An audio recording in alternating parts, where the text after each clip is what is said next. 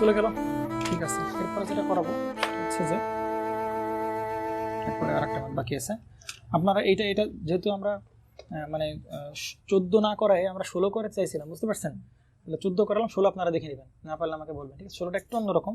16তে কি বলা আছে দেখো, 16তে তোমাকে আসলে open circuit short circuit test করে তখন ইনস্ট্রুমেন্টগুলো রিডিং করতে, ইনস্ট্রুমেন্টের রিডিং বের করতে হবে। তখন এই যে ইনস্ট্রুমেন্টের রিডিং মানে watt meter reading, ammeter reading, আর হচ্ছে তোমার ভোল্ট মিটার রিডিং বের করতে হবে। ঠিক আছে, এগুলো বের করবেন।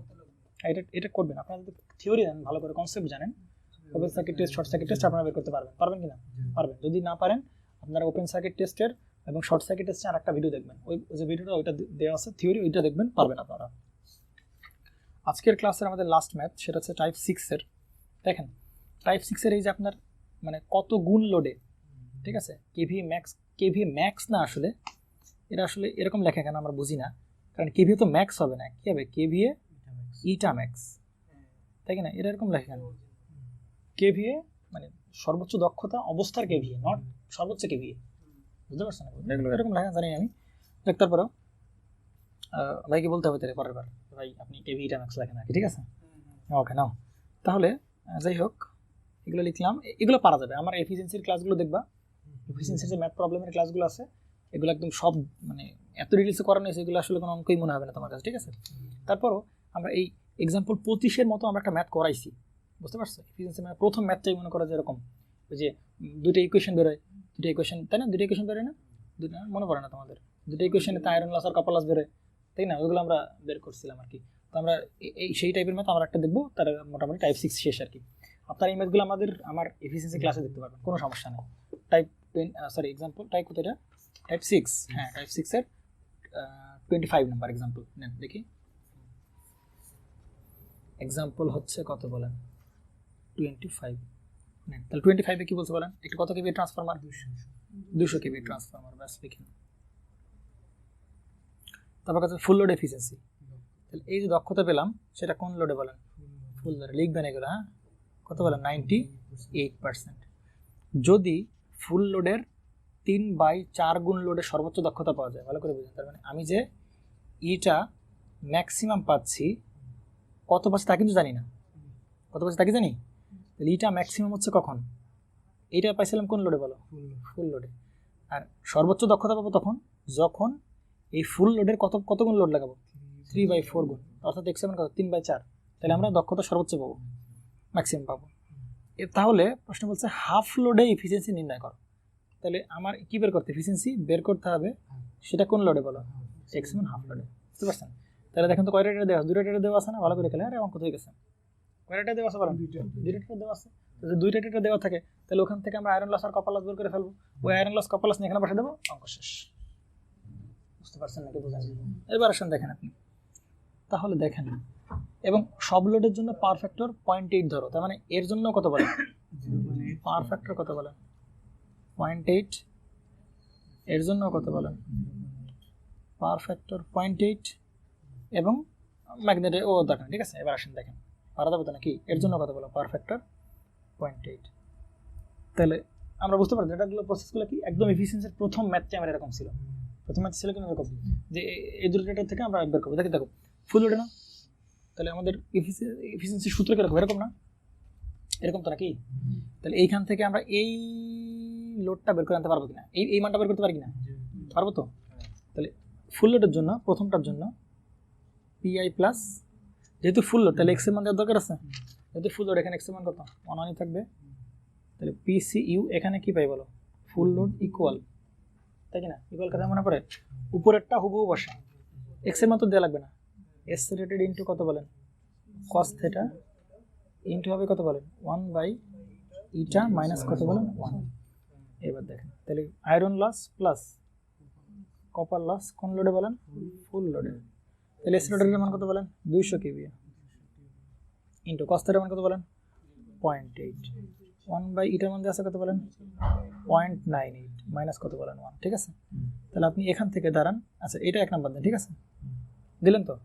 পরেরটার জন্য অ্যাপ্লাই করেন। এবার এটা তাহলে এইটার জন্য, বুঝতে পারছেন? এবার এটার জন্য লিখবেন এখানে, তাহলে এটা কি ইটা ম্যাক্স না? ইটা ম্যাক্সের জন্য এখানে কি এরকম লিখি না? 2pi লিখি, এখানে কি 2pi লিখি না? তাহলে বেরোবে কি বলেন? মনে নাই আপনাদের? 2pi, হ্যাঁ বুঝি নাই? হ্যাঁ উপরেরটা তাই লিখবো আমরা, এক্স ইন্টু কত বলেন এস রেটেড আর কি কস থেটা, আর এখানে কত বলেন 1 ইটা ম্যাক্স মাইনাস কত বলেন 1। বুঝতে পারছেন নাকি? তাহলে এখান থেকে দেখেন আপনি এখান থেকে আয়রন লস পেয়ে যাবেন না, হাফ ওই পাশে চলে গেল, এক্স এর মান কত বলেন 3/4 বলেন। এই কোনো অঙ্ক মনে হবে? অঙ্কই মনে হবে না। আমরা যে পরিমাণ কনসেপ্ট ডেভেলপ করছি এরপরে যদি বলে যে ভাই অঙ্ক পারতেছি না, তাহলে আসলে কস থেটা কত, এস রেটের মান কত বলেন 200 গুণ কত হবে 0.8, 1 ইটা ম্যাক্স এর মান কত বলেন, ইটা ম্যাক্স এর মান তো আমরা আবার জানি না ভাইয়া, এতে বিপদে পড়ে গেলাম ঠিক না? তাহলে কি হবে এখন কও, কি করতে পারি বলেন আমরা? দাঁড়ান, আচ্ছা না তো হবে না, দাঁড়ান একটু নেন দেখেন আমরা যেটা করলাম এগুলো আমি করে ফেলছি কারণ আমার একটা কনফিউশন ছিল জন্য। দেখেন এখানে আমি আয়রন লস এবং কপার লস ফুল লোডে বের করে রাখলাম, মোট হচ্ছে যোগফল কত 3.26 কিলোওয়াট, ঠিক আছে? পরের ডেটা থেকে ইটা ম্যাক্স থেকে আমি 2p এই সময়টা লিখতে পারি, সেটা লিখলাম ঠিক না? এবং সেখান থেকে আমরা কি আয়রন লসটা আলাদাভাবে বের করলাম। কিন্তু সমস্যা হয়ে যাচ্ছিল যে ইটা ম্যাক্সের মান আমি কি বলো জানি না, ইটা ম্যাক্সের মান কি আমি জানি না। আমি যদি ইটা ম্যাক্সের মান জানতাম তাহলে সরাসরি এখান থেকে ইটা ম্যাক্স বসাতাম, সর্বোচ্চ দক্ষতার মান যদি বসাতে পারতাম একবারে, তাহলে আমি এখান থেকে কোর লস পেতাম, এই কোর লসটা এখানে বসে দিতাম, তাহলে এখান থেকে ফুল লোড কপার লস পেতাম। সুতরাং পরের এই যে দক্ষতা বের করতে গেলে আমার কোনো হ্যাজাল পাওয়া লাগতো না। কিন্তু প্রবলেম হচ্ছে কি এখানে ইটা ম্যাক্স দেওয়া নাই, তাহলে ইটা ম্যাক্স আগে বের করে নিতে হবে। সেই সিস্টেমটা কীভাবে করবো, আয়রন লস আমরা বের করলাম। আমরা জানি সর্বোচ্চ দক্ষতা অবস্থায় আয়রন লস এবং কপার লস কি সমান, কিন্তু এই কপার লস যে কত গুণ লোডে সেটা তো আমরা জানি না, জানি কি না? সর্বোচ্চ দক্ষতা পাচ্ছি যেই যতগুণ লোডে ততগুণ লোডেই হবে কপার লস হবে। তো কত গুণ লোডে আছে বলো 3/4 গুণ লোডে, তাহলে এই কপার লস লিখতে পারি 3/4 এর square into full load copper loss. বুঝতে পারছেন? তাহলে এটুক তো কি আয়রন লস না, এটুক কি বলো আয়রন লস। তাহলে এই যে আয়রন লসের মানটা আমরা এই ইকুয়েশন 1 নম্বর ইকুয়েশন এই যে আয়রন লসের মানটা আমরা বসা দিলাম, এই যে এটুক হচ্ছে কি লস বলো আয়রন লসের মান, ঠিক আছে? কিন্তু এখানে কপার লস ফুল লোডের মান, ফুল লোড কপার লসের মান, তাহলে এখান থেকে আমরা কি ফুল লোড কপার লসের মান বের করার জন্য এই 3/4 কে পেশে পাঠিয়ে দেবো, ঠিক না? তাহলে এইটা হুবহু বসবে তার সাথে এই পাশে গুণ হবে কত 4/3 স্কয়ার। এটা হচ্ছে পিসিইউ ফুল লোড, এটা হচ্ছে কি বলো পিসিইউ ফুল লোড, এটা হচ্ছে কত বলো পিআই, ঠিক আছে? তাহলে দুটো যোগ করলে কত 3.26 আসবে। এখন আমরা কিটা ম্যাক্স মান বের করবো, ইটা ম্যাক্স মান বের করো। আচ্ছা ঠিক আছে, দেখো এত বড় ক্যালকুলেশন আমরা কিভাবে করতে পারি, দেখো এইটুক জিনিস দুই জায়গায় কি বলো কমন না, তাহলে এটা আমরা কমন দিলাম, এই যেটা কমন দিলাম 3 গুণ 200 গুণ 0.8 বাই 4 দুগুণে কত 8 ইন্টু 1/x-1, ঠিক আছে? এটা কমন দিলাম আমরা, কমন দিলাম এটা যদি কমন না তাহলে ব্র্যাকেটে এখানে কি থাকবে বলো, এই জায়গা থাকবে 1 প্লাস এখানে কি থাকবে বলো 4/3 হোল স্কয়ার মানে কত 16 কত 9, ঠিক না? ইকুয়াল কত বলেন 3.26।